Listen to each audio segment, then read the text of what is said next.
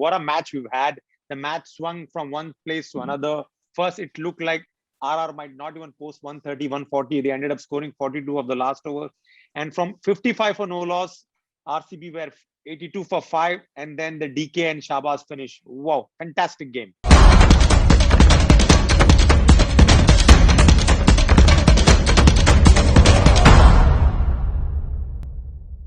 Hello, everyone. Welcome to Straight Bat with Gulf News and Mr. Cricket UAE. That is Anis Sargent. And today we had the IPL match, which is a rollicking match where fortune swung both ways. And for more of it, I will ask Anis to discuss it. Good evening, Mr. Sham. Hi, Satish. Welcome back. And hello to all the beautiful people of Gulf News. What a match we've had. The match swung from one place to another. First, it looked like RR might not even post 130, 140. They ended up scoring 42 of the last over. And from 55 for no loss, RCB were 82 for 5. And then the DK and Shahbaz finish. Wow, fantastic game. Satish, what do you make of the match? Cham, I think if this is the match that we have seen, and I think the last few games also, this year it's going to be even better than any of the IPLs which we have seen, because I think now the advantages. That's what Anis and I have been saying. This has been the most open IPL ever, actually, which is very good for us because we can't even, none of us can predict any results so far. In fact, most of our predictions have gone wrong. And the good part is, Sham, the wickets are turning now. The wickets are, because they are overused now. As the match goes by, as in a few matches down the line, even 150 should be a winning score, because these wickets will start breaking in and they'll be more bowler friendly.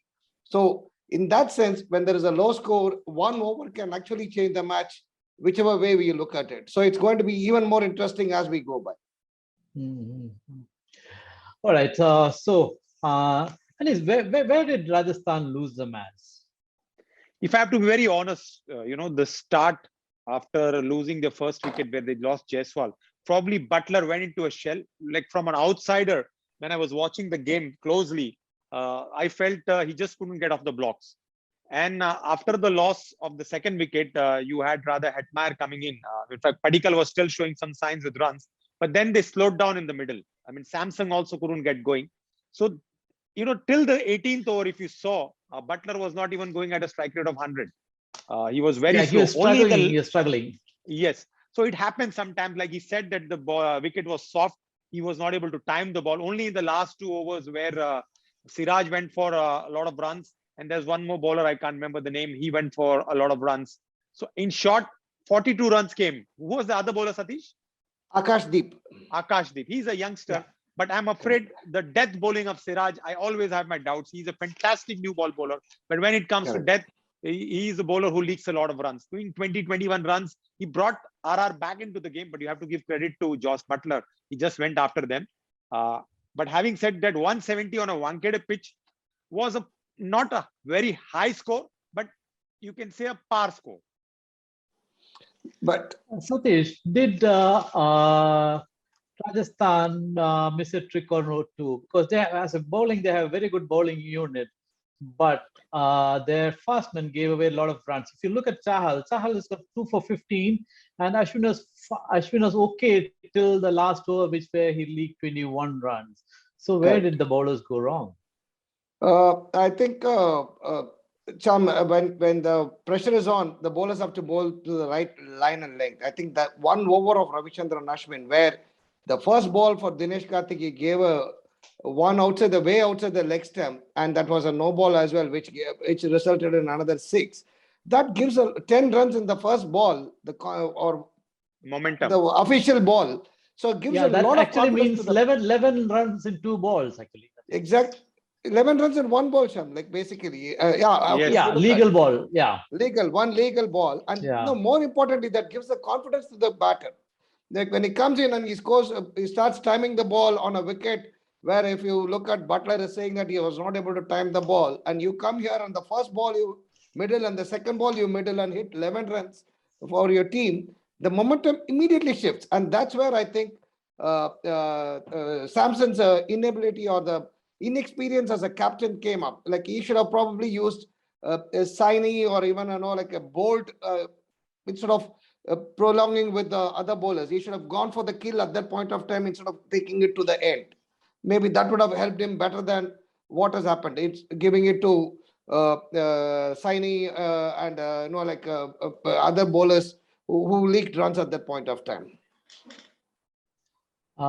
Anis, this is a Bangalore side without Maxwell and Hazelwood.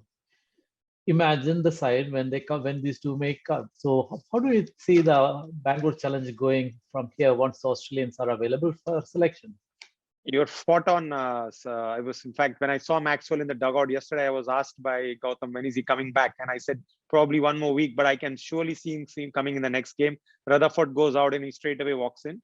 And for Hazelwood to come in, they probably have to leave Willie out. Now, that's going to be a tricky call because, there are 4 foreign players. If they have to get Hazelwood, they will have to leave Willie out.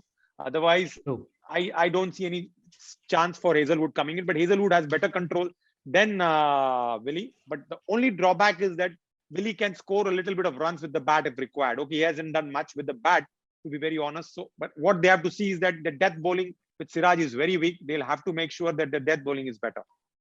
Yeah, I think that's where Hazelwood will come in, Anis bhai, because he was pretty good for Chennai Super No, he's Kings. fantastic bowler. One of the reasons for Chennai to win last year. Correct. Yes, consistently he bowled consistently throughout the last IPL and took wickets in the power play throughout. So which will be handy for Bangalore. Okay, now getting back to Satish and Rajasthan. Rajasthan looked a balanced side with a strong batting lineup and a varied batting or bowling attack. So where do you see them going from here? Sham, this has been the case with Rajasthan even last year. Butler keeps scoring at one side and the team revolves around him. And suddenly in a crucial game, he fails and they don't have a clue and then they get into a bit of a panic mode. I think this year also is going towards the same format. Unless or otherwise, no, but this time they have Padikkal, they have what is it? But Sham, they're getting Hetmyer.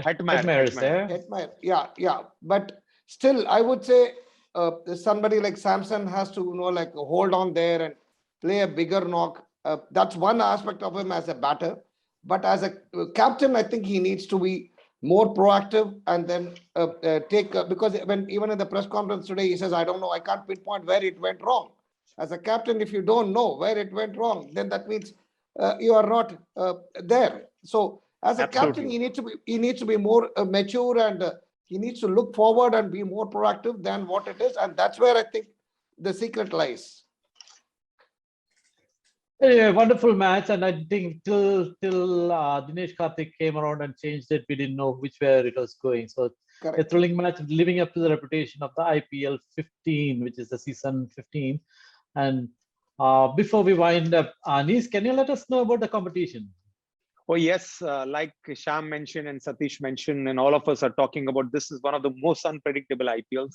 So guys, make sure to log on to your favorite page, Gulf News, predict the winner.